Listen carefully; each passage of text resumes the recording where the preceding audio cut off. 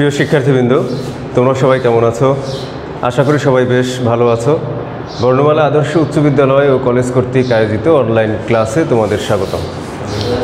তোমাদের সাথে আমি রয়েছি জিএম হাসিব, সহকারী শিক্ষক, ব্যবসায় শিক্ষা শাখা।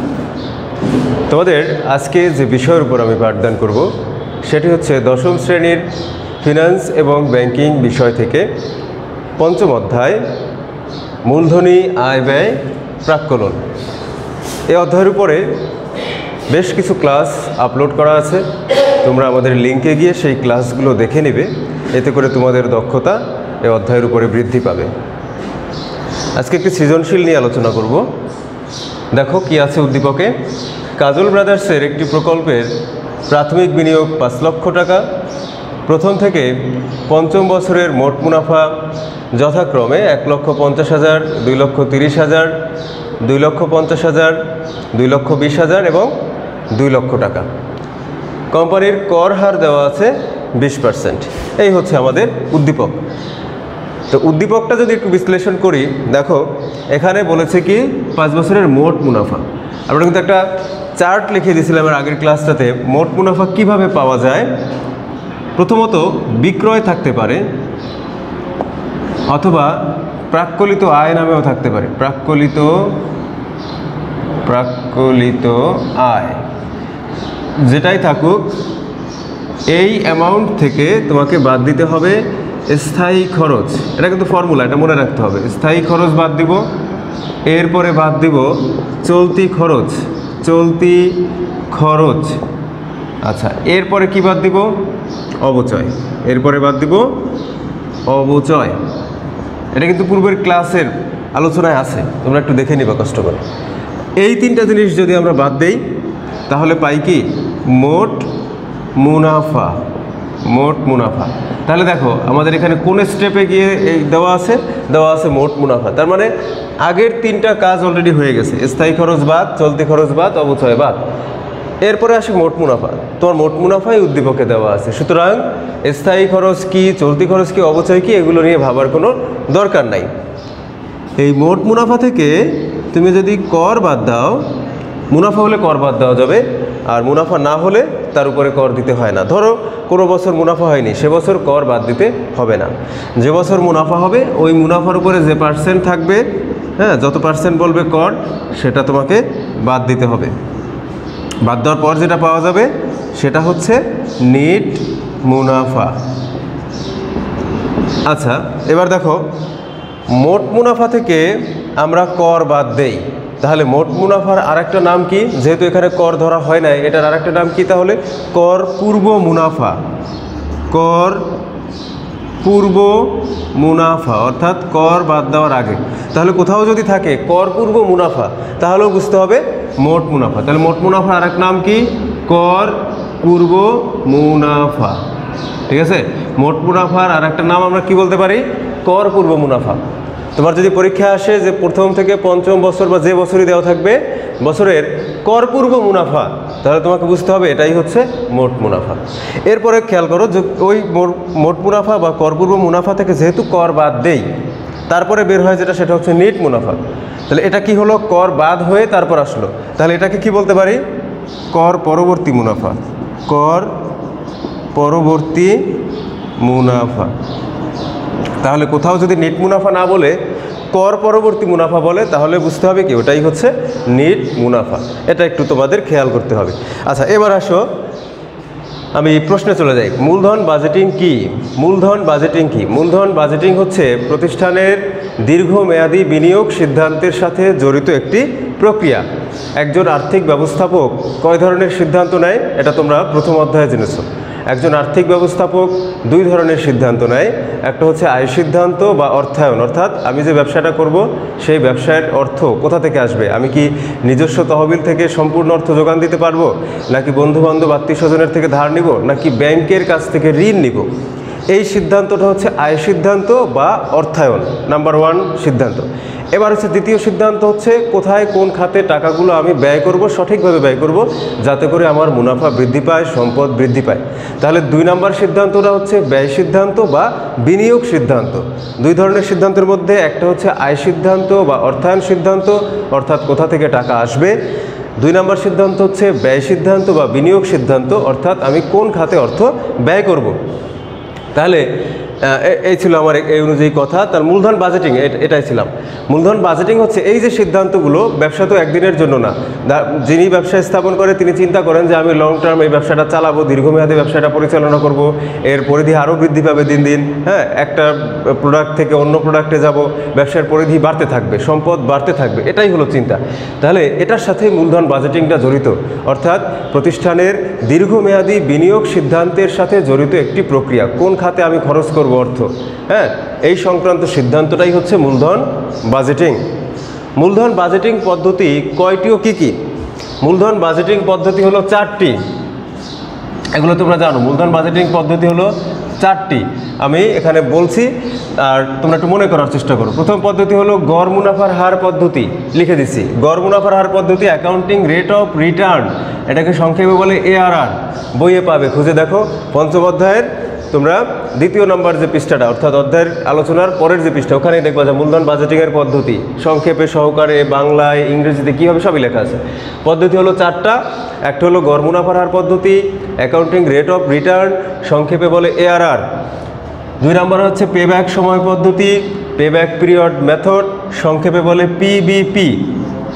আচ্ছা, 3 নম্বরে হচ্ছে নেট বর্তমান মূল্য পদ্ধতি। নেট বর্তমান মূল্য পদ্ধতি, যেটাকে বলে নেট প্রেজেন্ট ভ্যালু মেথড, সংক্ষেপে হবে কি net present value, N present for P আর value V, NPV, net present value method. আর একটা পদ্ধতি আছে, এটা হচ্ছে অভ্যন্তরীণ মুনাফার হার।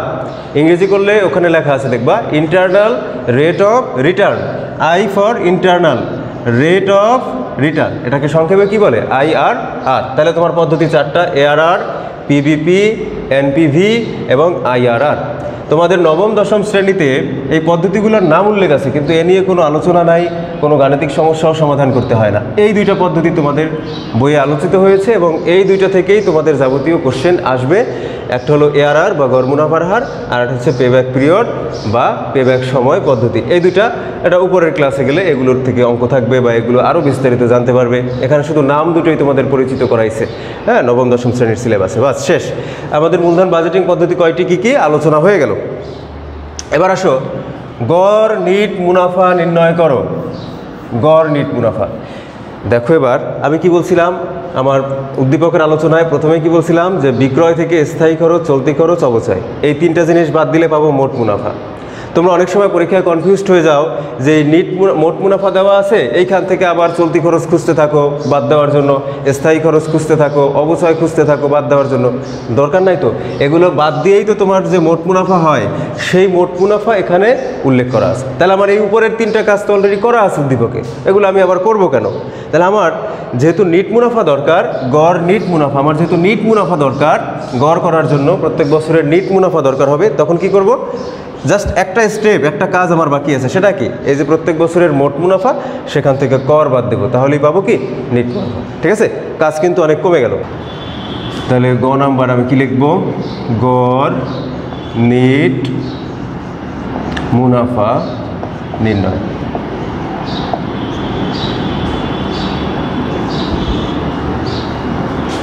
আর একটু বলে রাখি, তোমাদের কিন্তু প্রস্তুতিমূলক পরীক্ষা শুরু হয়ে যেতে পারে বা এই মাসের শেষেই হয়তো বা শুরু হতে পারে। এই জন্য কী করবা, এই যেগুলো পড়াচ্ছি আমরা ক্লাসে জানুয়ারি থেকে এ পর্যন্ত, যেগুলো পড়াচ্ছি 15 তারিখ পর্যন্ত যেগুলো পড়াবো, সেগুলো কিন্তু তোমার পরীক্ষার জন্য প্রস্তুতি নিতে কাজে লাগবে। বিবরণ, এরপরে বছর যতগুলো, বছর 1, বছর 2, সংক্ষেপে লিখলাম ব মানে বছর 3, বছর 4, 5টা বছর যেহেতু বছর 5। ওকে, এখন কি করব, মোট মুনাফা লিখব। উপরের কাজ আমার অনেকটা কমে গেছে, মোট মুনাফা বের করাই আছে। উদ্দীপকে দেওয়া আছে, তাহলে তারপর থেকে করতে হবে। প্রথম বছর কত দেখো, যথাক্রমে মানে কি বাই টার্মস, একটার পর একটা আসবে। প্রথম বছর হলো 1,50,000, দ্বিতীয় বছর হলো 2,30,000, তৃতীয় বছর 2,50,000, চতুর্থ বছর 2,20,000, আর পঞ্চম বছর আবার 2 লক্ষ, একটু কমে গেছে মুনাফা, সমস্যা নাই। মাইনাস বাড়তেও পারে, কমতেও পারে। মাইনাস করতে হবে কি, মোট মুনাফা থেকে একটু আগে দেখাইছি কর বাদ দিতে হবে। কয় পার্সেন্ট কর? 20% করের কথা উল্লেখ আছে। মোট মুনাফা আমার 1,50,000, এটার 20% করলে হবে 30,000। তোমরা বের করতে পারো, হ্যাঁ, এটা খুব সহজ বের করা। 10% হলে একটা শূন্য শেষ দিয়ে বাদ দিতে হয়, তাহলে 20% হবে তার দ্বিগুণ, 15 × 2 30,000। তোমরা ক্যালকুলেটারে বের করে নিতে পারো। এখানে হবে কত? 46, 20%, এটা বাদ দিতে হবে। বাদ দেওয়ার জন্য, বাদ দেওয়া বোঝানোর জন্য আমরা ব্র্যাকেট ব্যবহার করি, ঠিক আছে, এটা জানো। এরপর 25,000, এটার 2,50,000-এর 20% হবে 50,000, এখানে হবে 44,000, এখানে হবে 40,000। ওকে, আচ্ছা, তাহলে আমরা যেটা পাবো এটা হচ্ছে নেট মুনাফা বা কর পরবর্তী মুনাফা, নেট মুনাফা। এখানে থাকবে 1,20,000, এখানে 2,30,000 থেকে যদি 46,000 বাদ দেই, হুট করে অনেক সময় অনেক কিছু মনে পড়বে না। 2,30,000 থেকে, ক্যালকুলেটারে তোমরা শিওর হয়ে নেবা, ঠিক আছে। 2,30,000 থেকে 46,000 বাদ দিলে থাকবে 1,84,000, 1,84,000। এখানে 2 লাখ, এখানে 2,20,000 থেকে 44, 2,20,000 থেকে 44,000, 1,76,000, আর এখানে 1,60,000। 2 লাখ থেকে 40,000 এগুলো থাকবে 1,60,000। দেখো, তাহলে আমরা কিন্তু প্রত্যেক বছরের নেট মুনাফা পেয়ে গেছি। এখন গড় করা সহজ হবে। গড় কিভাবে করে? নেট মুনাফার যোগফলকে মোট বছরের সংখ্যা দিয়ে ভাগ দিব। তাহলে আমরা এখন লিখি গড় নেট মুনাফা ইকুয়াল টু কী হবে? নেট